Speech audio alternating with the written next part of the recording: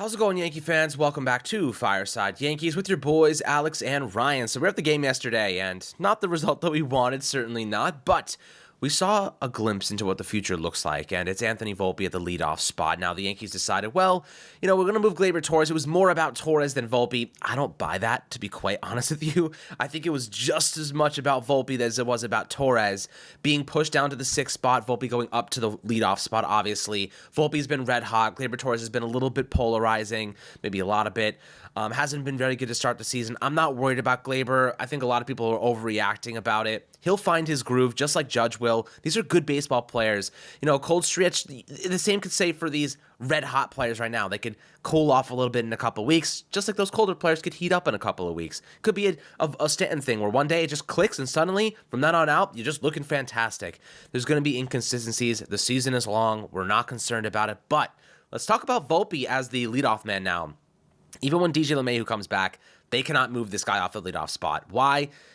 Aaron Boone said it. This guy is, when we're 10 years down in the future, he'll have been a leadoff man his entire career. It's time to make that transition and keep him there for the foreseeable future. He had a hit, a run, and 2 walks yesterday. That glimpse that we saw, a walk and then a Juan Soto double late in the game in the 8th inning to give the Yankees at least a chance of coming back in that contest. It was 4-2 at the time. But I saw a lot of great stuff from Volpe. He was working counts, fighting, being patient, picking his pitches. That's what you want to see from your leadoff man, Ryan. And we're going to talk about him, where we see his potential blossoming, where we think that he's going to end up as a player, especially after the really great progress he's made this offseason over a small sample. Before we dive into it, though, how you do today, my friend?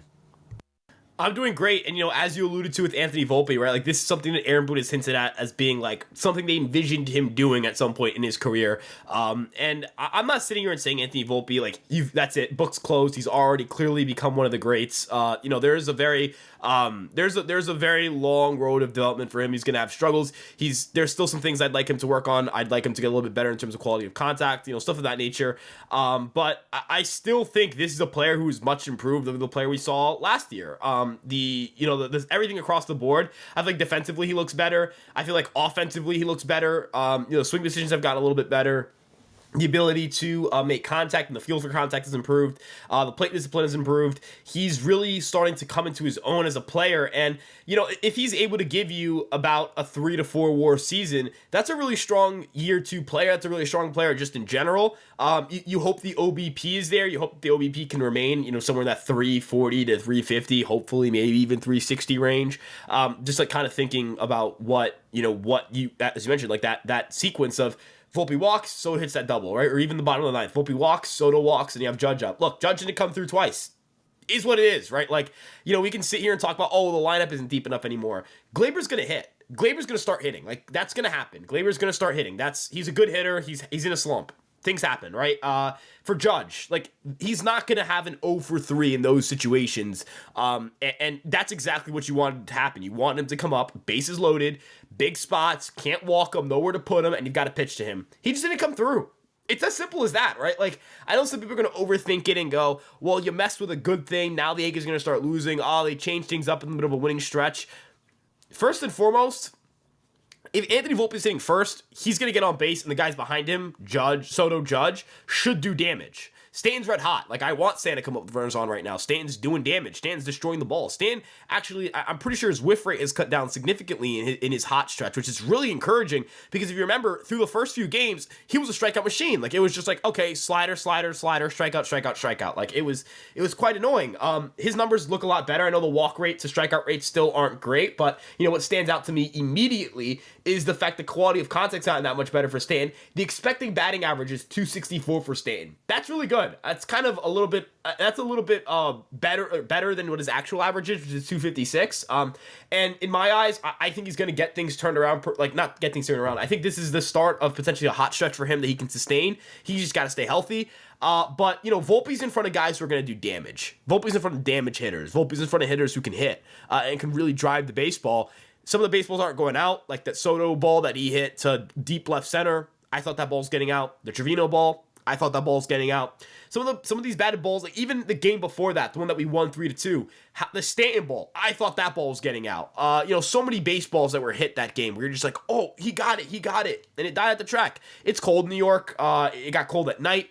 Ball's not flying out yet. When it's summertime, those balls are gonna be flying out the ballpark left and right. Like that ball's some of those that Soto balls is in the opposing team's bullpen. That Trevino ball's 3 rows deep into left field, and the Yankees win that ball game. Now, I guess you could argue would some of the batted balls the Marlins did go further? Absolutely. But end of the day, like I think Volpe profiles well for the leadoff spot. You kind of think about the threat of him being at first base with nobody on and Soto coming up, and you've got to try to pitch to Soto, and you got him shuffling, you got Volpe dancing off first base, and we've seen how dynamic of a base runner he can be. I would like to see the Yankees let him be aggressive too. If he's your leadoff hitter, if he's on first base and there's nobody out, let him go swipe the bag. I don't want a double play. Let him swipe that bag, because if Soto rolls one over, Anthony Volpe's at third base with one out and Aaron Judge up. So, like Alex, I think I'm kind of at the point with Volpe where it's like, the numbers suggest he should be the leadoff hitter. He's had an extended run of being a really solid hitter for us to open the year. His changes are tangible. The whiff rate is significantly lower. There's no question about it. He's my leadoff hitter. And yes, he's better than DJ LeMahieu for that spot. He is, absolutely. And listen, when you look at the importance of having that level of leadoff man ahead of Soto and Judge, it is imperative that they get on base at a high level. Gleyber Torres' struggles have, obviously hurt the team a little bit at times, but not so much. He's taken a lot of pitches. Like, there is a narrative there that he's been okay as a leadoff man, but it's not good enough. And Volpe, he's seeing pitches, hitting pitches, stealing bases. Like, he's just doing all of it. Like, he's just a great freaking player right now. That's the easiest way to put it. And putting great players ahead of other great players generally means greatness and success and production and contribution. Yesterday, I know the Yankees lost that game, and I think most of it was primarily because they didn't come through in some of these clutch situations with guys on base. Judge is just barely missing these balls, guys. Like, when he starts hitting those balls the way that we know he can, that ball he hit last night, that when he popped out to center field to end the game, when he's on, that's dead center 420. You know what I mean? Like, that's just the way Judge is. It's starting to get a little frustrating. I get it. Even despite, and just keep in mind, Judge has been, you could even say, bad over the first 13 games of the season, and the Yankees are 10-3. They've won 4 consecutive series. Now they're going up against a pretty solid Cleveland team. That's why I think 9-6 on the season or something. 9-3. I don't know. 9-4. They have 9 wins. They're going to be a decent competition. They have Carlos Carrasco against Clark Schmidt. Carrasco was beat up a little bit in his first outing, and I think that this is a favorable matchup for the Yankees. Clark Schmidt's kind of that one arm that we're like, we just don't know what version of Clarky we're going to get today. But we need to see more consistency. This is his second year. He hasn't had the same amount of opportunities as, Stroman has just yet, or Nestor Cortez just hasn't had the same amount of starts. So we'll see. Hopefully he can continue to compound on that success. But, I'm really excited to see this team starting to make the decisions that make them better. You know what I mean? In the past, they've been hesitant to act and do the right thing. Volpe, they're 12, 13 games into the season, like, all right, you know what? We're moving him to leadoff. We've seen enough. We've seen enough to say that this guy is going to be a great player for us. We're making that move. Last year, at times it felt like they hesitated for months. Didn't make a move, didn't do things, don't realize that Rizzo's concussed, stuff like that. So it's now it seems like they're being more proactive. They're saying, okay, we're seeing the tangible results. We're seeing the impact, the effects here. Let's capitalize on that. Let's give Volpe those opportunities at leadoff. And he ran with it yesterday, man. 2 walks and a hit and a run over 3 ABs. I'll take it. You know what I mean? 5 plate appearances, 2 of them were walks, but he made contact on all of them. I don't think he struck out, did he? So, you like to see Volpe and really what he's done over this small sample size, but this is a different player, guys. We're talking about a guy that's 22 years old that looks like he's been a vet for 10 years. That's the type of composure that he has. Every time he gets up to bat, the guy looks like he's going to smash one. I know he went an opposite field foul yesterday, but it had the power to get out of the stadium, or rather get out of the field of play. So, right now I'm pretty optimistic that this is going to work out. Now, Ryan, where do you think that DJ LeMahieu slots in when he gets back? Because that's a conversation to have in terms of, I know you were talking to me yesterday about potentially him have a couple of games in the minors just to get back into the groove of things. Do you think that DJ will be a bottom half of the order guy? Honestly, slotting in at the 8 hole, where John Birdie is right now until maybe he works his way up, earns that higher slot, I would be fine with him putting him in the 8 hole for now. What are your thoughts about where DJ should play once he comes back? Yeah, I fully think LeMahieu's got to get some rehab games in, but I'm not sure. Like, I'm not in that clubhouse. I can't make that decision. I don't know what DJ's been doing. I don't know what the data on his batting practice looks like. I don't. So I can't sit here and tell you he's not right, he's not ready, right? Like, I guess I'm not the most informed guy to do that, but I would tell you that, like, yeah, I would prefer for him to get some rehab games. I just want to see how he moves, right? Like, I just want to see how the movement is. It is a fracture of the bone, like in his foot. There is a fracture there. It's a non-displaced fracture, meaning it's still like kind of together, but it's still a fracture, and I'm still concerned about it. And I still want to know that he's going to heal properly, and I want to know that he can move, and I want to know that he can play third base, and I want to know that he can make all the athletic plays I need him to make.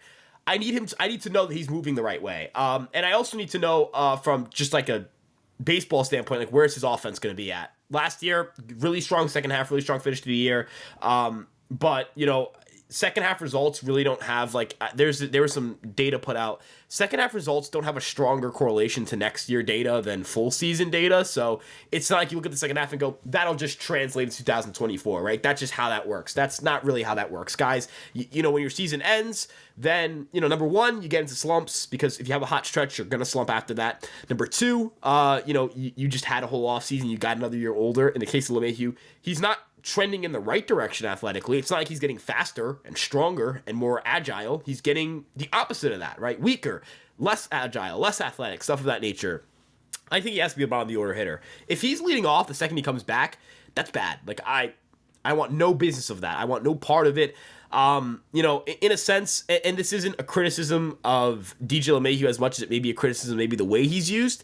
I sometimes get frustrated about the usage of LeMahieu the same way I get frustrated about last year the usage of Isaiah Kiner-Falefa. Just no shot at Aaron Boone. Aaron Boone's a baseball lifer. His dad was in baseball. His brother's in baseball. He played baseball. Went to a World Series. Had some really good years. Has managed for 6 or 7 years now. Man, he is a little too obsessed with LeMahieu. Like, he does not need to lead off. Like, the same way Isaiah Kiner-Falefa does not need to play, LeMahieu does not need to lead off. He does not even need to play every day. And, like, Cabrera can hit righties. Give me Cabrera against righties and give me LeMahieu against lefties. That's how I would structure this. But I don't think that Aaron Boone's going to be open to the idea of not playing LeMahieu every day. I'm not saying to say that Boone is going to be wrong, that Boone, you know, that Boone shouldn't be given the chance to be wrong. And I mean that to say that, like, I think Aaron Boone, if he thinks LeMahieu's a good player, then yes, he should be given the opportunity to prove that his theory is correct. But I think he's going to overuse him or overstate his value. I think he's currently overstating his value if he has him at the leadoff spot. If he's right and LeMahieu's that good, that's awesome for us. Like, I want that. I want every single player on the Yankees to be as good as humanly possible, even if I'm a little lower on them, even if I'm a little bit higher on them. Do I think the LeMahieu contract is a disaster? Not exactly. It's an okay contract. There are so many worse contracts out there. Like, I'm not one of those people who thinks it's one of the worst signings the Yankees have ever made or anything like that. But I do think his usage is important. He should not lead off. Leave Anthony Volpe there. I like the idea of having some speed there. If LeMahieu's your 8-hitter, think of how deep that lineup is. You have a guy that I can trust in situations where I need a ball in play. A guy who I think is an okay hitter, who I think is a pretty safe bet to be an okay hitter at this level. That just deepens his lineup. Those are at-bats that, you know, you're going to feel pretty good about. He'll come up with a hit here and there. He'll work some walks, you know. I think he's the right guy for this kind of lineup. He's certainly the right guy to fit the profile of just eat up plate appearances with pitches. But yeah, just not the leadoff guy, right? I think we're in lockstep where it's like, it's got to be Volpe. And again, you know, I don't think Boone's watching this, but if you are, if you lead him off, I think you're wrong for that. I think that's the wrong choice. If it's ends up being the right choice, I will sit here and say I'm wrong. If he ends up not leading off LeMahieu, that would just be great. But if he leads off LeMahieu, I think it's the wrong choice because I think it should be Volpe. I agree. I think the consensus would. But guys, always happy to hear your thoughts below in the YouTube comments section. Make sure to like and subscribe as always. And we'll catch you guys on the next Fireside Yankees episode.